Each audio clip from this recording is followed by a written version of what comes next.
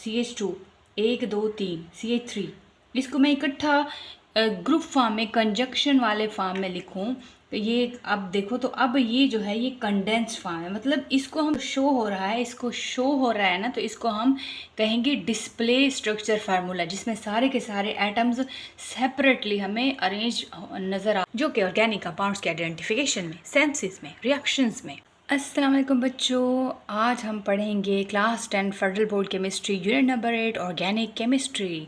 Organic chemistry हम पढ़ रहे हैं। ऑर्गेनिक केमिस्ट्री क्या है? ऐसी ब्रांच है केमिस्ट्री की जिसमें हम ऑर्गेनिक कंपाउंड्स की स्टडी करते हैं, कार्बन कंटेनिंग कंपाउंड्स की स्टडी करते हैं। एक होते हैं ऑर्गेनिक कंपाउंड्स, एक होते हैं इनऑर्गेनिक कंपाउंड्स। इनऑर्गेनिक कंपाउंड्स यानी कार्बोनेट्स, बाइकार्बोनेट्स, कार्बाइड्स। कार्बाइड्स वो होते हैं जो दो एलिमेंट्स से मिलकर बने होते हैं, जिस तरह CaCO2 है, इसमें दो एलिमेंट्स है, एक कैल्शियम है और ये कार्बन के दो हैं ये एलिमेंट्स, तो यहाँ पे ये बाइनरी कंपाउंड्स हैं। कार्बोनेट्स हैं जिसमें CO3 वाले हैं, तो ये कार्बोनेट्स होंगे, ठीक है। अच्छा, स्ट्रक्चर देखें ऑर्गेनिक कंपाउंड का, तो स्ट्रक्चर में इसके दो पार्ट्स हैं। आज हम पहले बेसिक पढ़ेंगे और फिर हम इसके मेन टॉपिक पे आएंगे। यहाँ पे देखिए स्ट्रक्चर में दो पार्ट्स हैं, एक अल्काइल ग्रुप है और एक फंक्शनल ग्रुप है। ऑर्गेनिक कंपाउंड्स के स्ट्रक्चर में दो पार्ट्स हैं, एक अल्काइल ग्रुप, एक फंक्शनल ग्रुप। अल्काइल ग्रुप जिसको हम अल्काइल रेडिकल भी बोलते हैं। फंक्शनल ग्रुप क्या है? जो आइडेंटिफाई करता है इसकी सेंसेस में, ऑर्गेनिक कंपाउंड्स की सेंसेस में इसके आइडेंटिफिकेशन करता है फंक्शनल ग्रुप। अब अल्काइल ग्रुप में यहाँ पे कार्बन CnH2n+2 ये जनरल फार्मूला है ऑर्गेनिक कंपाउंड्स का। यहाँ पे नंबरिंग 1 2 3 4 को हो सकती है, उसके अकॉर्डिंग फिर हम इसमें ऐड करते जाएंगे हाइड्रोजन। जैसे फॉर एग्जांपल कार्बन 3 है तो यहाँ पे हाइड्रोजन 7 है, इसका जो सिंबल है वो है R। तो यहाँ पे जो फंक्शनल ग्रुप है, अब फॉर एग्जांपल ये है एक कंपाउंड C3H7, इसके साथ अगर मैं OH लगा दूँ तो ये फंक्शनल ग्रुप होगा, ये अल्कोहल फैमिली है। इस तरह अगर मैं CHO लगा दूँ इसके साथ तो ये अल्डिहाइड होगा। इस तरह अगर मैं COOH लगा दूँ तो ये कार्बोक्सिलिक एसिड होगा।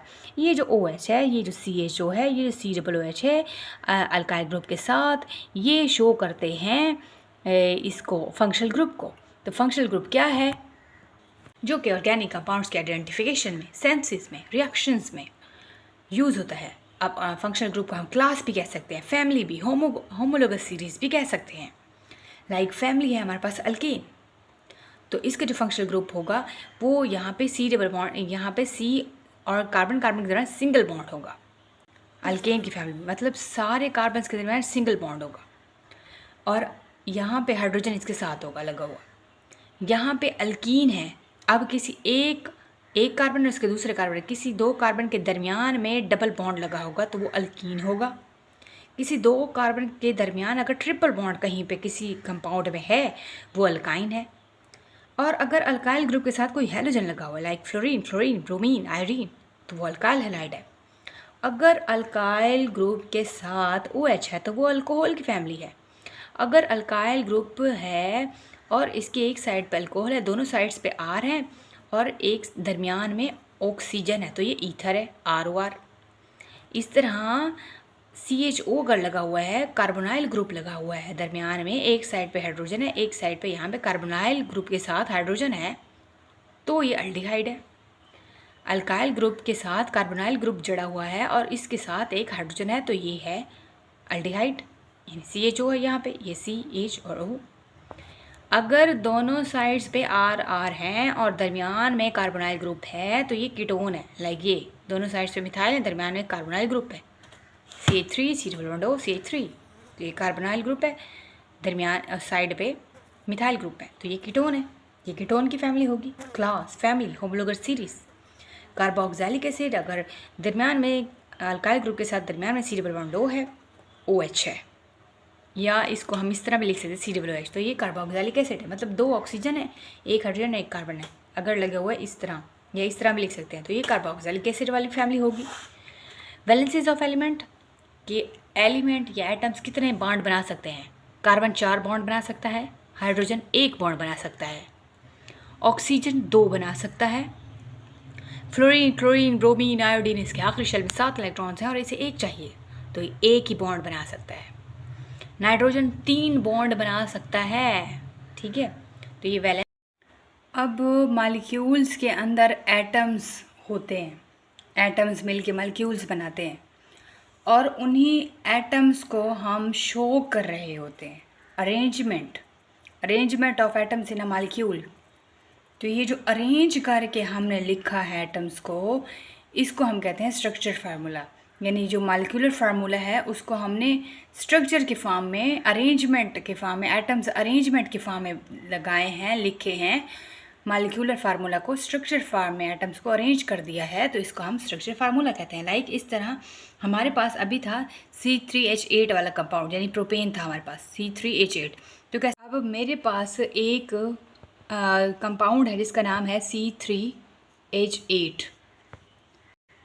अब ये है मालिक्यूलर फार्मूला, इसको मैं कैसे स्ट्रक्चर फार्मूला बनाऊंगी?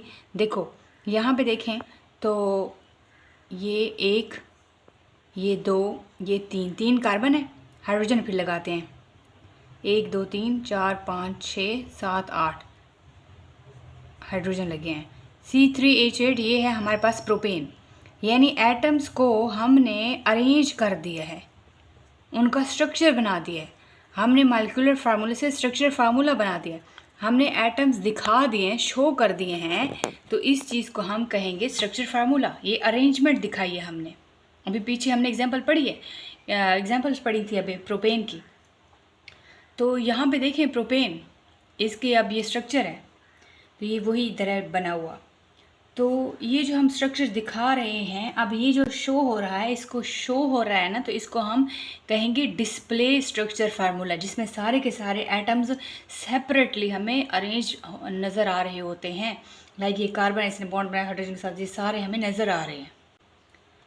तो अगर मैं इसको कंडेंस फॉर्म में लिखूं, अगर मैं इसको इस फॉर्म में लिखूं, लाइक ये CH3 है ना, 1 2 3 CH3, 1 2 CH2, 1 2 3 CH3, इसको मैं इकट्ठा ग्रुप फॉर्म में, कंजक्शन वाले फॉर्म में लिखूं, तो ये अब देखो, तो अब ये जो है ये कंडेंस्ड फॉर्म है। मतलब इसको हम स्ट्रक्चर को हम इस तरह भी लिख सकते हैं, इस तरह भी लिख सकते हैं।